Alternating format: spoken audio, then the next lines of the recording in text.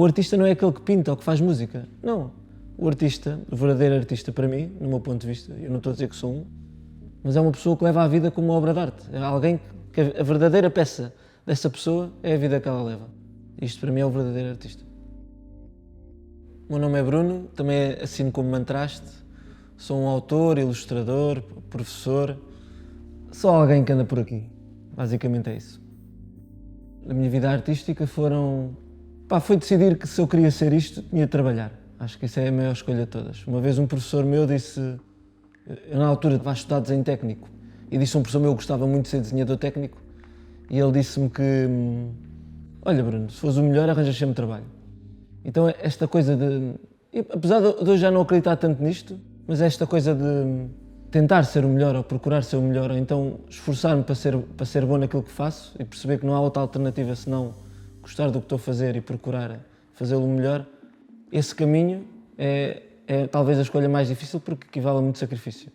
Temos de às vezes ser menos à noite, outras vezes ser mais à noite, outras vezes estudar mais ou trabalhar mais, ou então perceber que é uma espécie de processo.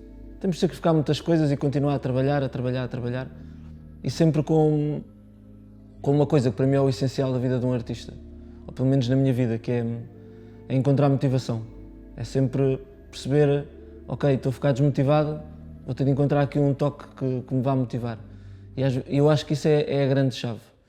E para isso é preciso trabalho duro, ou seja, é preciso não termos pena de nós próprios, que às vezes é o que se cruza no caminho de muita gente e que depois mandam-se para o chão a esbracejar. E eu aprendi a não me ofender e a evitar ter pena de mim próprio. As pessoas que me influenciam e são constantes, geralmente não estão ligadas a artistas. E sem dúvida, os meus avós são a minha grande primeira influência, né? E a maneira deles verem o mundo influenciou muito.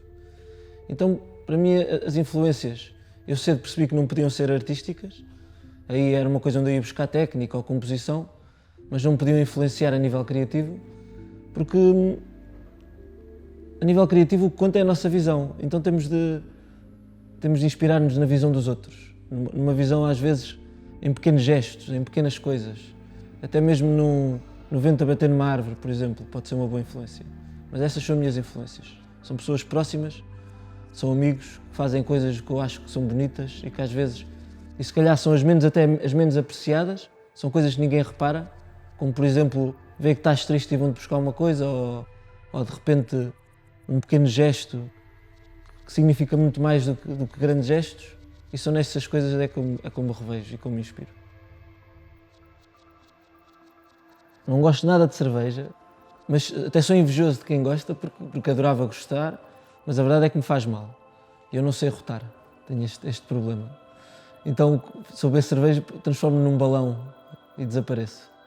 Mas todos os meus amigos bebem cerveja e a verdade é que, para mim, a vida noturna e o álcool foi uma grande etapa, principalmente da vida académica, e muito importante para descobrir o que eu gostava de fazer, porque encontrava uma espécie de à vontade ao pé dos meus amigos, né? A cerveja e o álcool ajudam-nos a transformar em nós próprios em alguns momentos ou podemos ficar mais sensíveis ou mais rudes, mas a verdade era que nesses momentos fora da escola, quando nos tínhamos de divertir e que às vezes surgiam as melhores ideias. Ou seja, se eu saísse estressado com o trabalho e de repente estava ali a bater naquilo e não conseguia resolvê-lo, às vezes era depois nos copos, aquilo aliviava e surgia a ideia no meio de amigos. E eu sou um bocado viciado nisto, em pôr-me em desafios para ver se os consigo superar. Mas a verdade é que pronto, as pessoas depois veem o meu trabalho e as minhas redes sociais, hoje em dia tem-se falado disso, idealizam uma espécie de vida para mim, vida que não é verdade, né? Porque depois eu também tenho de lutar com os meus demónios, tenho de enfrentar as minhas coisas, tenho de pagar contas, tenho de preencher papéis das finanças, tenho de ter reuniões, tenho de fazer coisas que não quero fazer, tenho de dar aulas, mas dar aulas para mim não é por motivos financeiros, é uma coisa muito mais porque gosto mesmo de estar com pessoas e sinto que lhes posso mostrar uma maneira de ver o mundo ou mostrar uma maneira de fazer processos. Não para eles copiarem, mas para eles verem que também existem outras coisas e para encontrarem a própria maneira de ver as coisas, e para mim isso é a função do professor. Eu não vou ensinar nada a ninguém, Aliás, tudo o que eu vou ensinar também aprendo com eles. E então é uma maneira de continuar também a ser jovem, mas ao mesmo tempo de amadurecer. Acho que errar é mesmo a maior liberdade de todas, então cometam erros, ponham-se à prova, nunca sigam o caminho que os outros disseram e siga para bingo. Acho que é por aí.